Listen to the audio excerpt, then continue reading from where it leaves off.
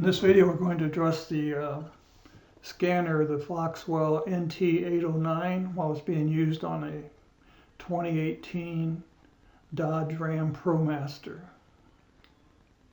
ProMaster seems to be an orphan child. There's lots of issues with it as far as scanners are concerned. This video will show one of them right here. Notice that the dash is reporting errors while my scanner is plugged in through this breakout box into the data link connector on the ProMaster. As soon as I start the Chrysler function, then these errors all disappear, and you notice the bottom left, the low speed can light starts blinking, all the problems disappear. Here I'm manually configuring the scan tool for the ProMaster 2018 model, and we get this message about a 12+8 cable which is required due to the AGW module. Now I'm performing a quick scan on all the modules within the system, and you notice I start getting faults. I have faults for all the modules, and this fan has no trouble codes, has no faults. The scanner is creating false codes on its own. Next, I press the erase button to try to clear these faults, and sure enough it goes through and clears all the faults that it created. I suspect the faults are being created when the application first starts. It's probably due to a hardware configuration issue within the scanner. I know from hardware configuration issues myself that if the port's configured as an output when it should be configured as an input, it's going to load down the network and cause these errors to appear.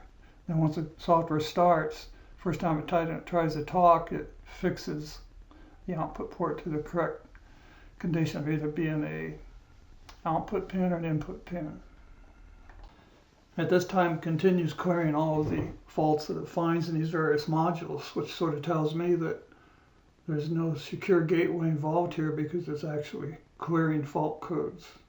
And that's an output function. It shouldn't be able to do that if there was a security gateway. So that's the first clue. There's no security gateway in this vehicle, which is produced in February 2018. So next we do another quick scan just to prove that it goes through all the modules and finds no faults. So apparently the scan tool corrupted the signals in the beginning and caused the faults. Then the scan tool was able to clear all the faults, and now when the scan tool reads the faults again, it finds no faults because everything's been fixed properly. Next we're going to start the scan tool in the OBD2 mode and prove that everything works fine in the OBD2 mode. But notice we also get the airbag system error once again when we start the OBD2 mode. It seems that this scanner always creates an error when it first starts up, which tells me there's a hardware configuration issue involved with the software on this scanner. Now we're going to demonstrate which protocol the scanner uses in the OBD2 mode. If we select the protocols and we select the CAN extended fast, you'll notice that it works fine. So that is the protocol the OBD2 module is using with this scanner.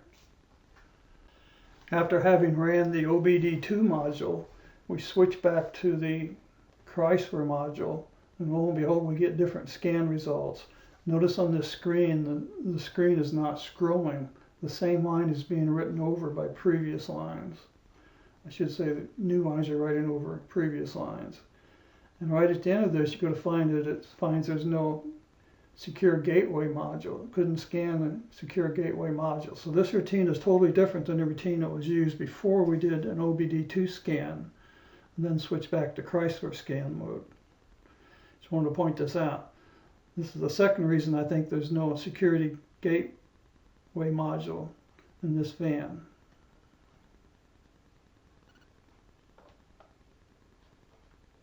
So in closing, the NT809 does seem to have some software bugs in it concerning output port initialization when it tries to talk to the CAN network.